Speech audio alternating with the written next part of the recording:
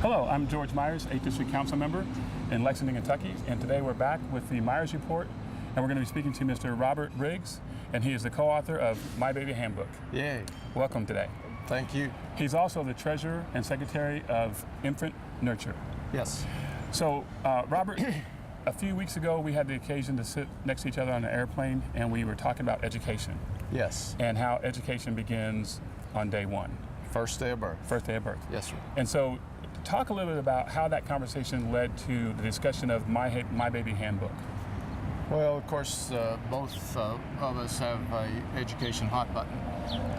I'm continually a student. I just love to learn things. Sure. And when my children were little, I was kind of beside myself that a operator's manual didn't come with the birth certificate. And as they were growing up and bringing friends home, I was sensing a disconnect between their friends and their parents. It didn't seem that their parents were as engaged with their youngster's life as I was with my children. Okay. And so I just kept dreaming about this handbook that new parents should get when they get the birth certificate in the hospital. Sure. And on the Commerce Lexington trip to Madison, Wisconsin in 2009, we had a breakout session with Stu Silverman as the education moderator for that breakout. And I told Stu that if he really wanted to change the quality of education in Fayette County schools, he needed to start with the first day of birth. And of course that was an impractical statement in some respects, because we don't want government in our lives from the very beginning. But one of my co-authors, Molly Sutherland, was at the table, and afterwards she said, if you're really serious about this, we need to do something, because I've had the same thoughts. Okay. And we sought the help of Karen Hill, who's the COO of Baptist Health, which was Central Baptist at the time. Sure.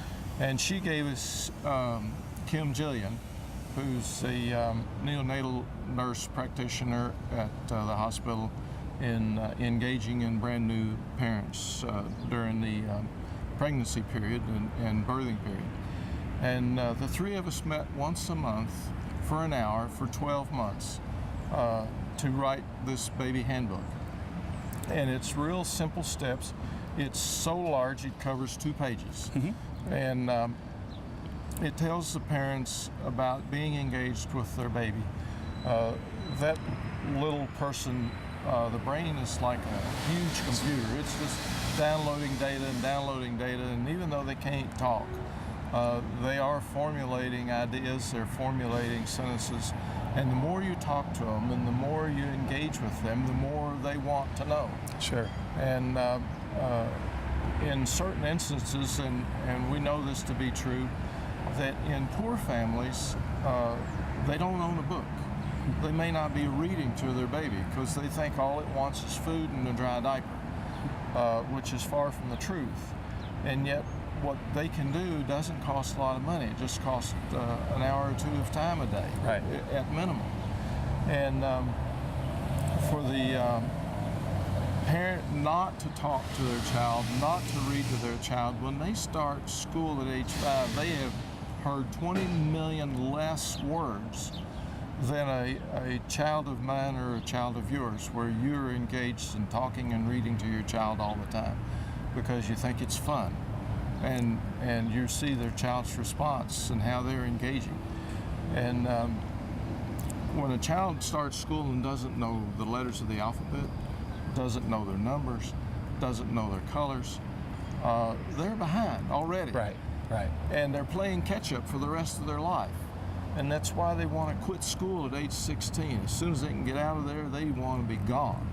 They don't like the environment, they don't like being behind. And they know they're behind. They know they're behind in the first grade.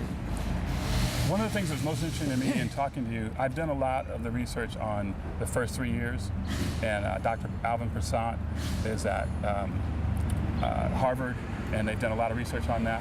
But what I didn't understand so much, we always talk about reading to our children, reading an hour a day or a couple hours a day. What I didn't really take from that is that it's really the vocabulary that ends up being what's most important out of that process of reading. And that it's having that vocabulary when you get to kindergarten, which sets you apart from, being ready to learn and not being ready to learn. And in fact, Mayor Bloomberg, with the Bloomberg Challenge, the actual winner of that challenge is a program that's based on helping children in lower income neighborhoods improve that vocabulary at home. Yeah, and Providence, Rhode Island. Absolutely, absolutely. Yeah, and they're trying to do what Fayette County Schools are doing. And Fayette County School has a program called Delivery to Diploma, where they use the baby handbook as part of the package. And they also put in there opportunity for the parent to engage with the school and be involved with the school for the first 5 years of their child's life. Excuse me. So that the child and the parent understand what they need to know when they start first grade. And that's the goal of Fayette County School Board. Absolutely. Is to make sure the kids know their alphabet, know words, know how to use words, know their numbers before they start first grade, as they don't want them starting behind. You remember Dr. Shelton said that he doesn't want to advance children from third grade to fourth grade if they're not ready to do fourth grade material. Right. And that all hinges on when the child starts school. Another component of this is that the human being's character is set in stone by age 3. So the first 3 years of how their parents engage and treat their child is so critical. Their intelligence is set by age 5, and it all hinges on how engaging the parent is with the child. You can be holding a 6-month-old baby in your arms and talking to him, and his eyes will start focusing on your lips, not your face, because he's really wanting to know what that sound is and where it's coming from and how it's formed, because the body is trying to teach itself how to use all those muscles from the diaphragm to the lips to be able to form words, and it takes a long time. Sure. 18 to 24 months after birth. And so that's why it becomes frustrating in those first 2 years of life between the parent and the child, because they can't communicate with each other. And the parents get frustrated, the child gets frustrated. One of the things you can do for a child to help that communication process is teach them sign language. And in our handbook, we talk about a little book called Baby Signs. Okay. And by the time the child can talk, they already are signing full sentences if you really get engaged. Or you can just do as a few things as they're hungry, or they want more, or they need water, or whatever they are interested in, because they know what those words are. They've been listening to them since before they were born. They've been hearing them in the womb. And I remember we didn't have the luxury of having this. I have a 6-year-old and a 3.5-year-old. We didn't have the luxury of having your handbook. We did learn, though, that infants can pick up sign language, and we were able to teach both of our kids some semblance of sign language in the very beginning. Yeah, yeah. So how can people get involved in your organization, and how can people get a hold of your handbook? Well, they can go to mybabyhandbook.com. Okay. It's free. There's a way to print off each section, 0 to 6 months, 6 month to 9 month, 9 month to 12 month, on a regular simple printer.